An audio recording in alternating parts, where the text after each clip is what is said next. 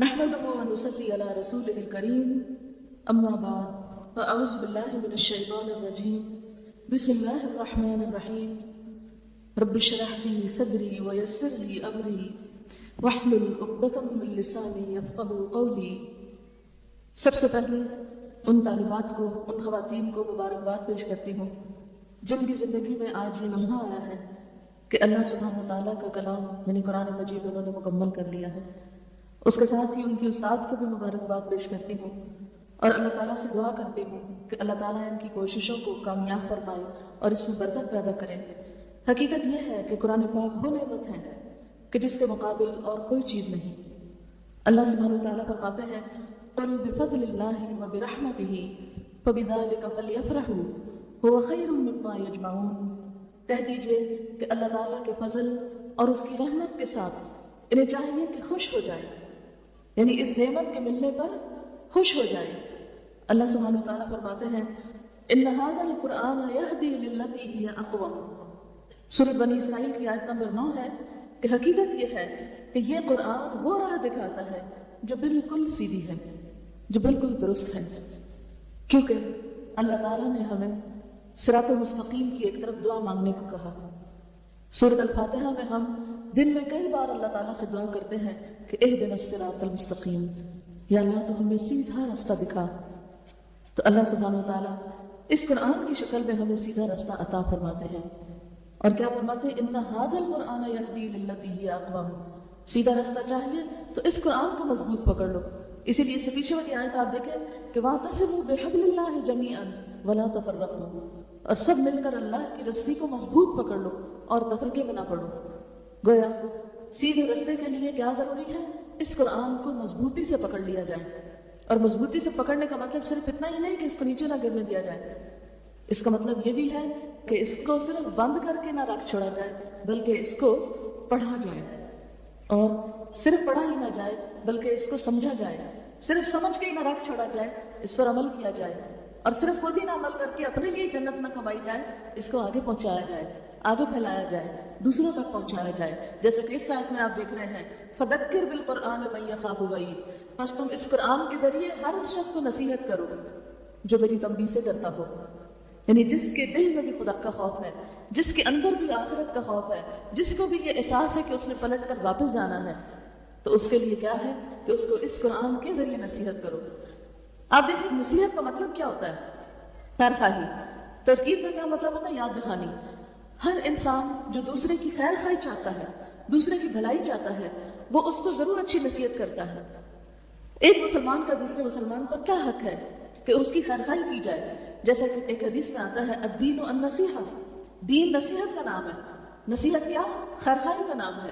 آپ سے جب پوچھا گیا کہ کس کی خیر خواہی، تو آپ نے اللہ کی خیر خواہی، اس کی کتاب، اس کے رسول، اور پھر عامت المسلمین اور ان کے ائمہ کی خیر خواہی۔ تو عامت المسلمین جو ہیں ان کی خیر خواہی کس چیز میں ہے کہ انہیں یاد دہانی کرائی جائے۔ الحمدللہ ہم سب مسلمان ہیں، مسلمان گھرانوں میں پیدا ہوئے ہیں، ہم سب کے دل میں خدا رسول کی محبت ہے، لیکن ہم بھول جاتے ہیں کہ اللہ تعالیٰ ہم سے کیا چاہتے ہیں۔ اللہ کے رسول صلی اللہ علیہ وسلم نے ہمارے لیے کیا طریقے پسند کیے ہیں، آخرت میں ہمارا حساب کس چیز کا ہوگا، ہماری دنیا اور آخرت کی کامیابی کا انحصار کس چیز پر ہے۔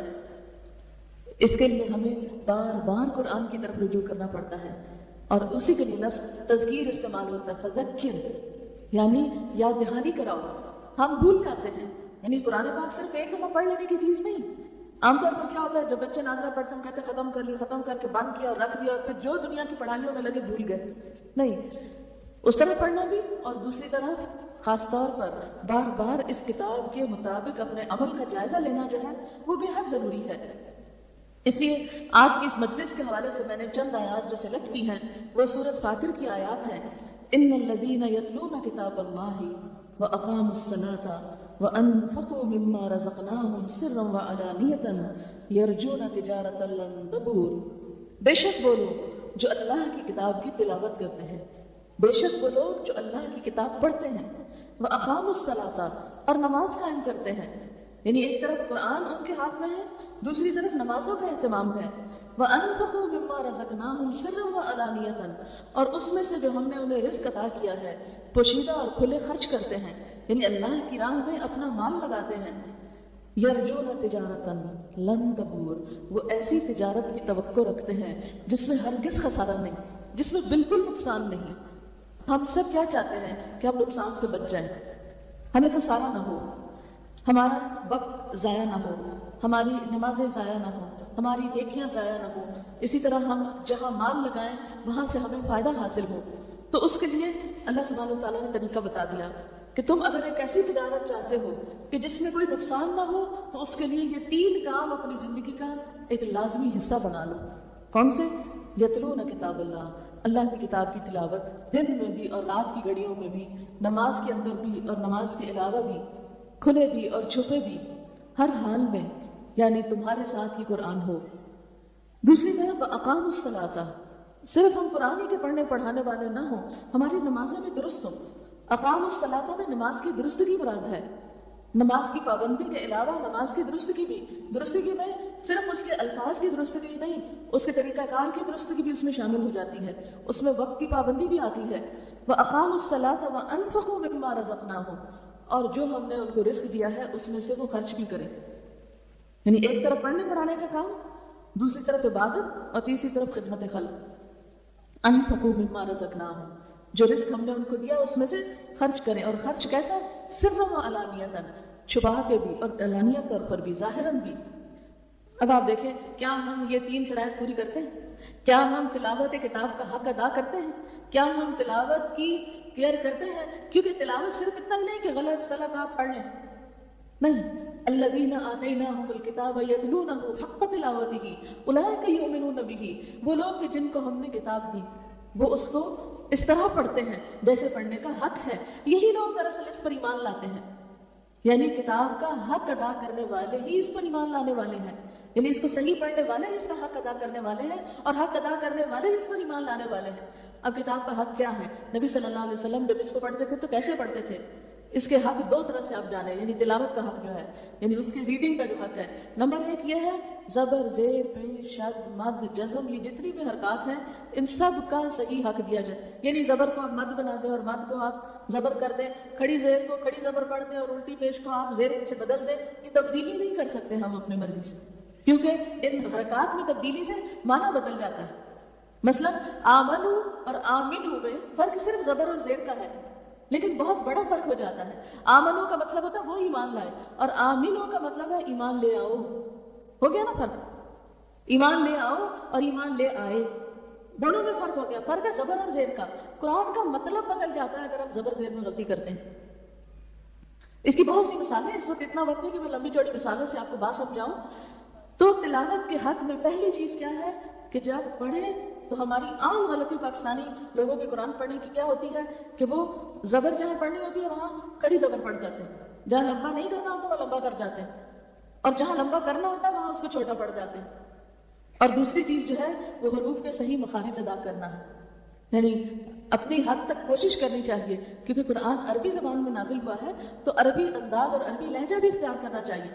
اور اس کا بہترین طریقہ کیا ہے کہ عرب قاریوں کی کیسٹ سنیں۔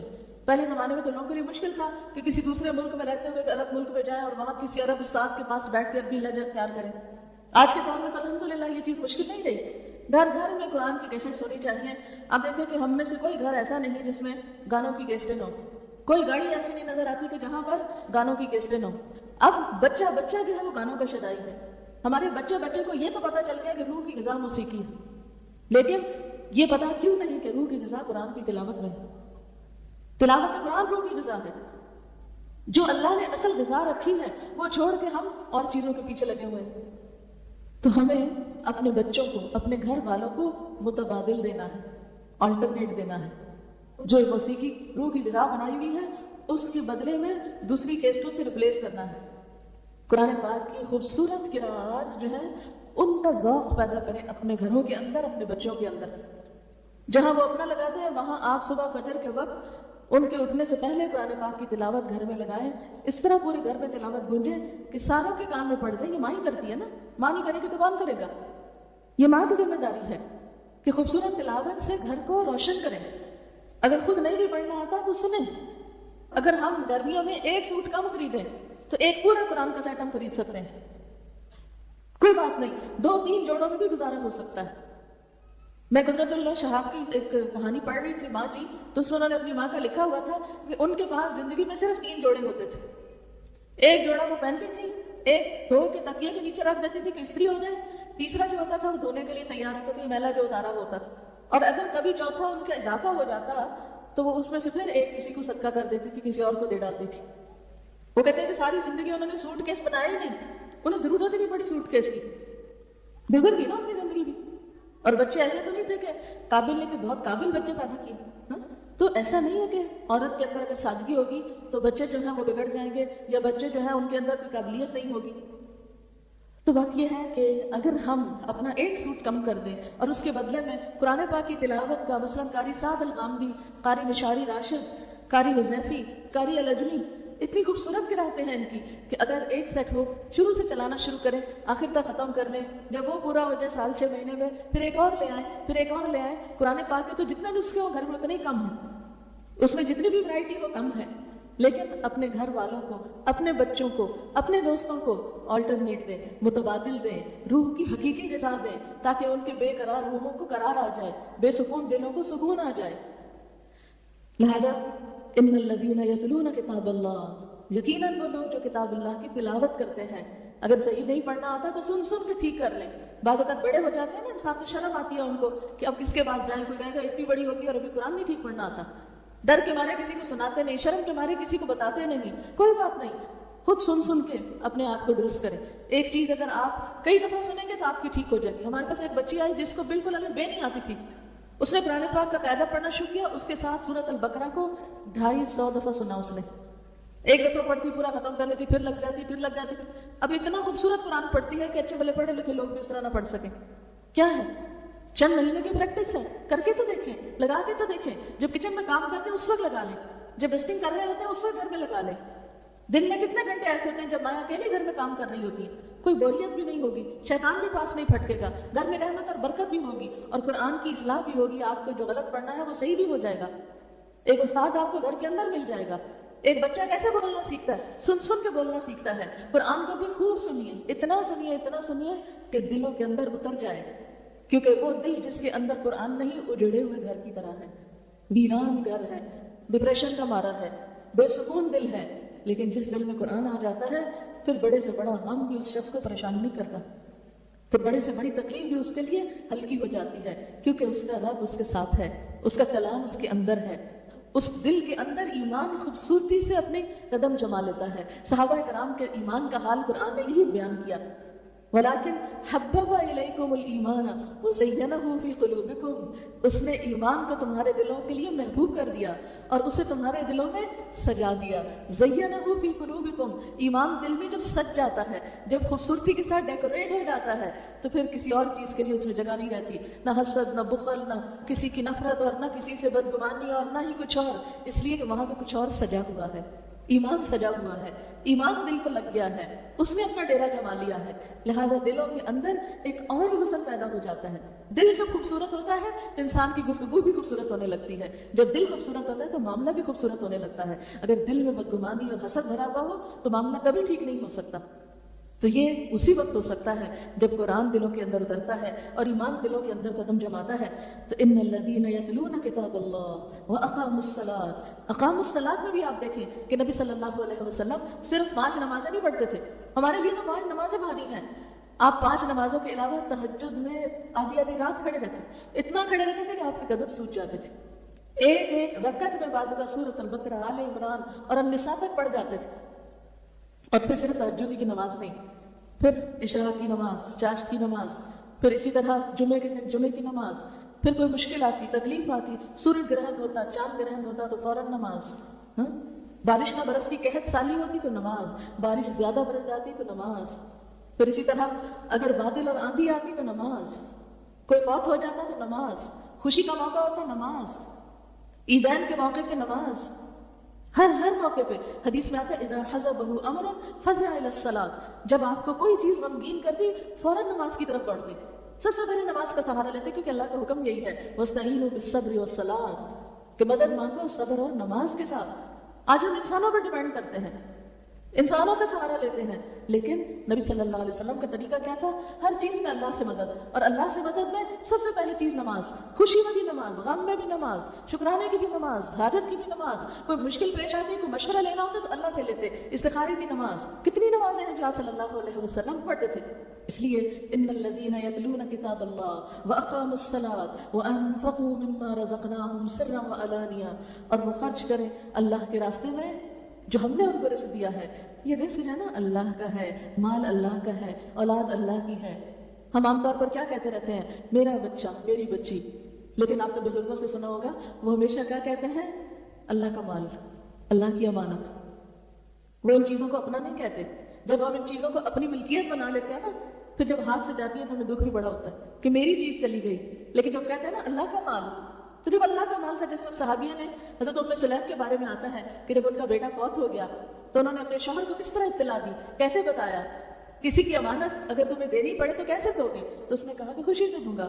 کہا وہ اللہ کی امانت تھی ہمارے پاس، اللہ نے واپس لینی۔ تمہارا بیٹا فوت ہو گیا، وہ ہمارا نہیں تھا، وہ تو اللہ کا مال تھا۔ اگر اللہ کا مال تھا تو اللہ کا حق ہے جب چاہے واپس لے لے۔ ہم کسی بھی عزیز دوست رشتہ دار کے فوت ہونے پر حد سے زیادہ غم کیوں مناتے ہیں؟ غم منانا جائز ہے، غم میں کوئی حرج نہیں، لیکن حد سے زیادہ غم منانا جو ہے یہ نقصان دہ ہے اپنے لیے بھی، اور اللہ تعالیٰ کو بھی ناراض کرتا ہے کہ ہم راضی نہیں ہیں اللہ کے فیصلے پر، اور ہمارا شکوہ ختم ہی نہیں ہوتا کہ ہمارے ساتھ یہ کیوں ہو گیا۔ بعض اوقات ایسا ہوتا ہے نا، کسی کا بچہ فوت ہو جاتا ہے یا کسی کا کوئی عزیز پیارا یا کوئی ایسا جس کے اوپر وہ سارا گھرانہ ڈپینڈ کرتا ہے، تو وہ بڑے اللہ سے ناراض ہو جاتے ہیں، اجر بھی گنواتے ہیں، اور اللہ تعالیٰ کی ناراضگی آخرت میں بھی مول لیتے ہیں، اور نہ دنیا رہی نہ آخرت کی۔ دنیا کا تو نقصان ہوا ہی ہوا، آخرت بھی برباد کر لی۔ تو یہ سب کچھ کیوں ہوتا؟ غلط سوچ کا نتیجہ ہے، منفی سوچ کا نتیجہ ہے۔ یہ سب کچھ جب ہمارا ہے نہیں تو اس کے چھلنے اور جانے کا پھر غم کیسا؟ جب کوئی فوت ہوتا تو ہم کیا کہتے ہیں؟ انا للہ و انا الیہ راجعون۔ وہ کیا، ہم تو خود بھی اللہ کے ہیں، یہ جسم ہمارا نہیں، یہ زبان ہماری نہیں، یہ جو علم ہے ہمارے پاس وہ ہمارا نہیں، کچھ بھی جو ہمارے پاس ہے وہ ہمارا نہیں، یہ تو وقتی طور پر ہمیں بطور امانت ملا ہے۔ لیبلوکم ایکم احسن عملا، یہ سب کچھ اس لیے ہمیں دیا گیا ہے کہ وہ آزما کے دیکھ رہا ہے کہ تم میں ان سے اچھے کام کون لیتا ہے، ان چیزوں کو اچھے راستے میں کون استعمال کرتا ہے۔ اب دیکھیں، اللہ نے ہمیں آنکھیں دی، اللہ نے زبان دی، اللہ نے آوازیں دی، اللہ نے حلق دیا، اللہ نے دماغ دیا، اللہ نے طاقت دی، اللہ نے بولنا سکھایا۔ الرحمن علم القرآن، قرآن کو اس نے ہمارے لیے آسان کیا، پھر اس کے باوجود ہم قرآن نہ پڑھیں تو بڑی بدبختی کیا ہوگی پھر۔ اور اگر پڑھیں تو اللہ پر احسان نہیں۔ ان الذین یتلون کتاب اللہ واقاموا الصلاۃ، یہ زندگی کس نے دی؟ آخر کیوں نہ پڑھے نماز؟ دنیا میں آتے ہیں تو اذان دی جاتی ہے کان میں، جاتے ہیں تو نماز جنازہ پڑھی جاتی ہے، تو پھر بیچ کی زندگی میں نماز نہیں پڑھیں گے؟ کیا جواب دیں گے؟ سب سے پہلا سوال تو نماز ہی کا ہوگا، سب سے پہلی پوچھ تو اسی کے بارے میں ہوگی۔ آخر کیا مشکل ہے ہمارے اندر؟ کیوں نہیں دل چاہتا؟ یہ دل سخت ہو گیا نا، دل سخت ہو گیا، اور دل کی سختی بدقسمتی کی علامت ہوتی ہے، انسان کی بدبختی ہوتی ہے۔ رو کر اللہ سے دعا مانگنی چاہیے اگر نماز کو دل نہ چاہے، اگر نماز کی طرف رجوع کرنے کو دل نہ مانے۔ نبی صلی اللہ علیہ وسلم نے تو اس کو آنکھوں کی ٹھنڈک قرار دیا تھا، پرلطف چیز قرار دیا تھا۔ اور اگر آپ واقعی جانیں تو اس میں انجوائے کرنے کی بہت سی چیزیں ہیں نماز کے اندر۔ دنیا کے کام کاج سے انسان تھک جاتا ہے، وضو کر کے تازہ دم ہو جاتا ہے، صاف ستھرا ہو جاتا ہے، پھر اللہ کے سامنے جھک کر ساری تھکاوٹ دور ہو جاتی ہے، پھر دل میں جو بوجھ ہوتے ہیں وہ اترنے لگتے ہیں، جو حاجتیں ہوتی ہیں وہ اللہ سے مانگ کر انسان کو اطمینان حاصل ہونے لگتا ہے۔ اسی لیے آپ صلی اللہ علیہ وسلم نے کیا فرمایا تھا؟ جعلت قرۃ عینی فی الصلاۃ، میری آنکھوں کی ٹھنڈک نماز میں رکھ دی گئی ہے۔ اقم الصلاۃ یا بلال ارحنا بہا، حضرت بلال سے فرماتے بلال نماز قائم کرو، یعنی آزان دو اور ہمیں اس سے راحت پہنچاؤ۔ یہ تو شیطان ہے جو آزان کی آواز سن کے بھاگنے لگتا ہے، ابھی یہ شیطان کی شاگردی ہے، اور شیطان کے پیچھے چلنا ہے کہ آزان کی آواز سے دل گھبرائے اور اپنے لیے ایک مصیبت سمجھی جائے کہ او ہو پھر آزان ہوگی پھر نماز پڑھیں۔ یہ تو بدقسمتی کی علامت ہے۔ اب فکر کرنی چاہیے، اگر ہمارے دلوں کی کیفیت یہ ہے کہ دل نماز سے بھاگتے ہیں تو الارم ہے ہمارے لیے کہ ہم نقصان میں جا رہے ہیں۔ نقصان سے بچتے بھی یہ لوگ ہیں۔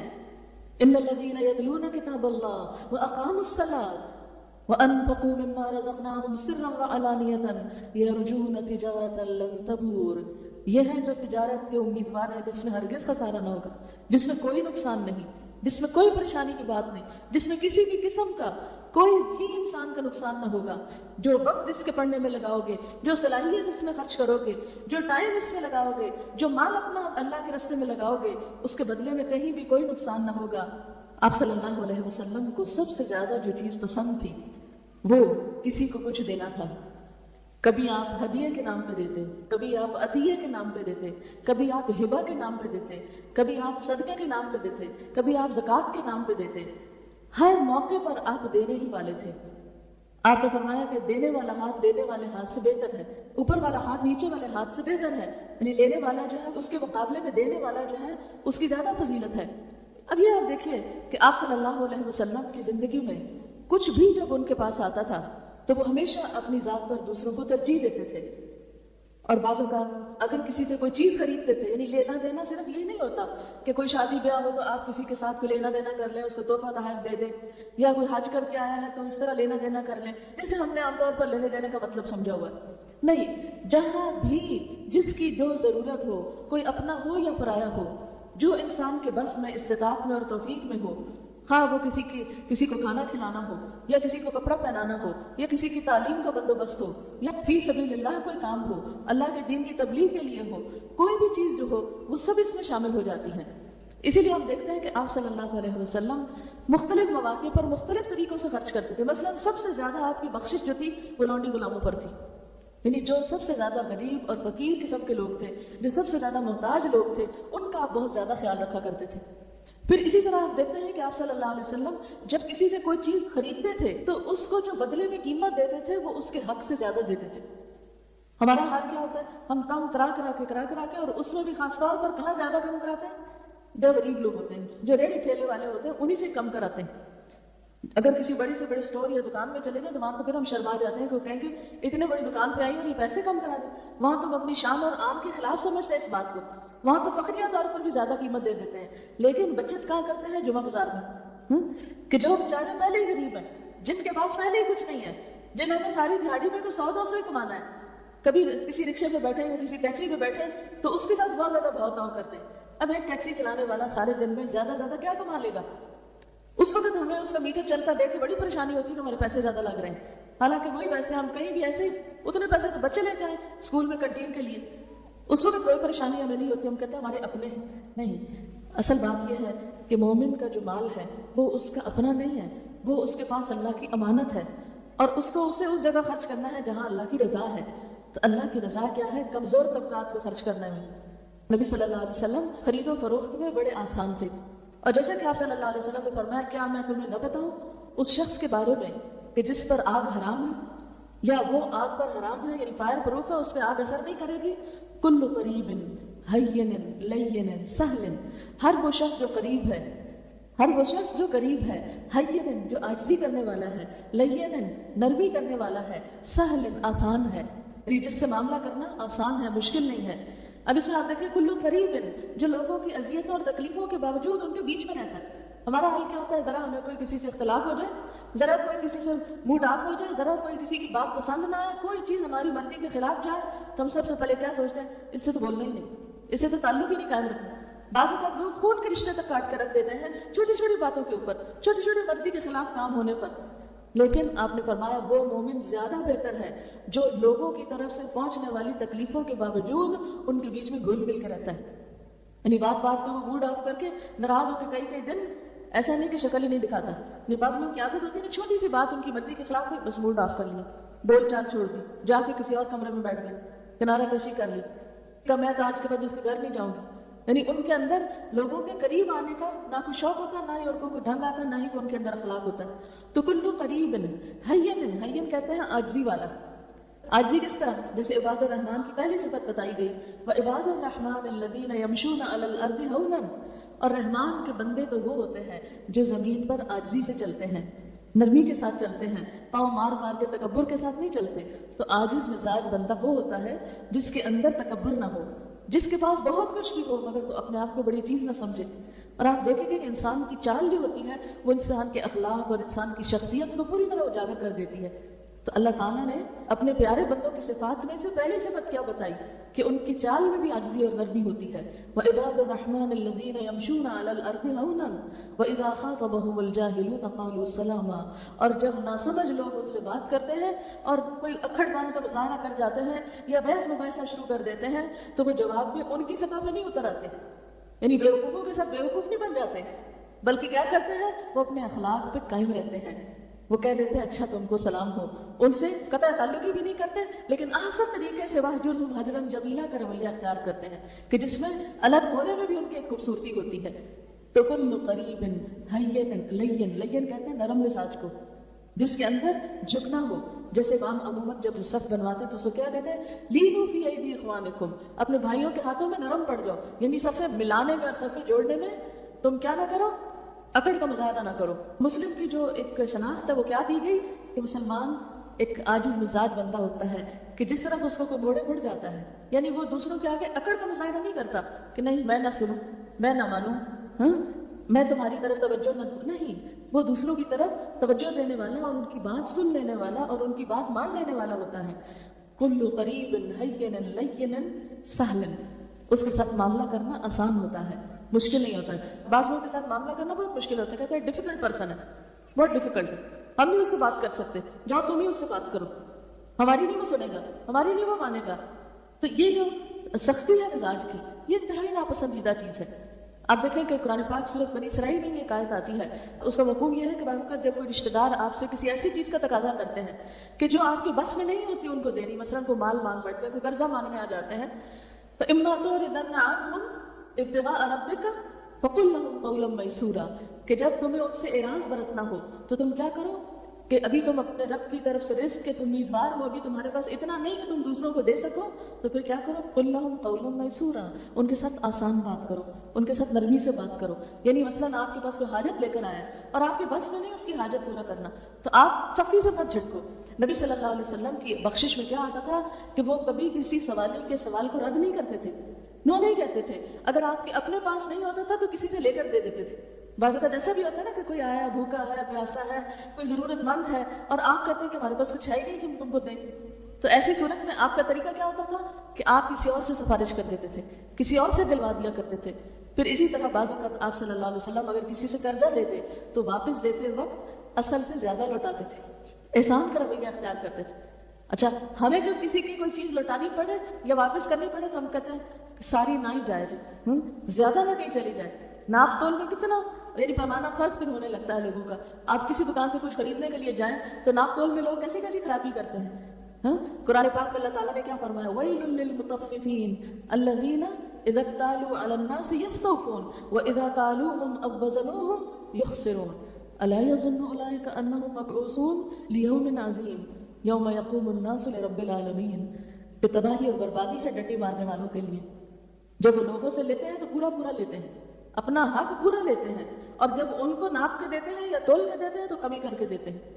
اللہ تعالیٰ پوچھتے ہیں ایسے لوگوں سے، کیا یہ نہیں سمجھتے کہ یہ ایک دن اٹھائے جائیں گے، اس بڑے دن جب سارے لوگ رب العالمین کے سامنے جا پڑے ہوں گے، جب انسان کو اپنے کیے کا پھر حساب کتاب دینا ہوگا، اس کے سارے اعمال اللہ رب العزت کے سامنے آ جائیں گے۔ تو بات یہ ہے کہ انسان جب کسی کے ساتھ لین دین کا معاملہ کرے تو اس میں اس کو فیئر ہونا چاہیے۔ الدین المعاملہ، الدین المعاملہ، دین معاملہ کرنے کا نام ہے۔ کسی انسان کی دینداری صرف اس سے نہیں پتہ چلے گی کہ وہ شخص اپنی نمازوں میں کیسا ہے، نمازیں تو اس کی اپنے لیے ہیں، یا اس کی تلاوت قرآن کیسی ہے وہ تو پڑھتا ہے اپنے ثواب کے لیے۔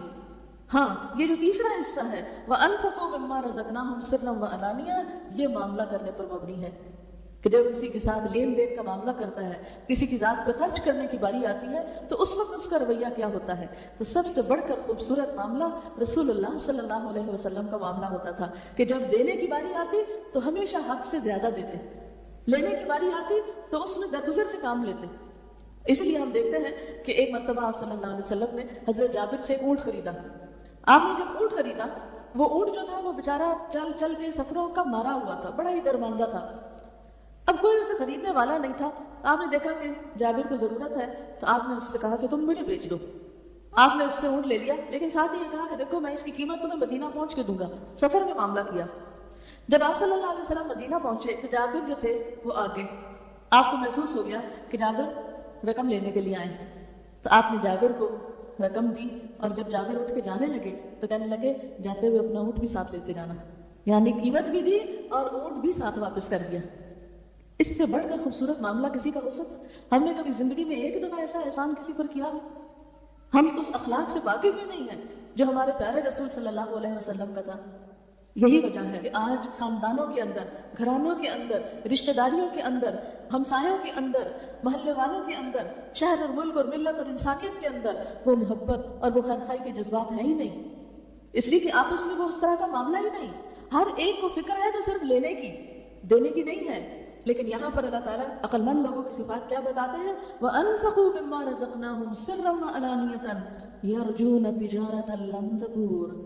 یہ لوگ جن کی یہ صفات ہے وہ ایسی تجارت کی توقع رکھتے ہیں، ایسی تجارت کے امیدوار ہیں جس میں ہرگز خسارہ نہ ہوگا، جس میں نقصان ہے ہی نہیں.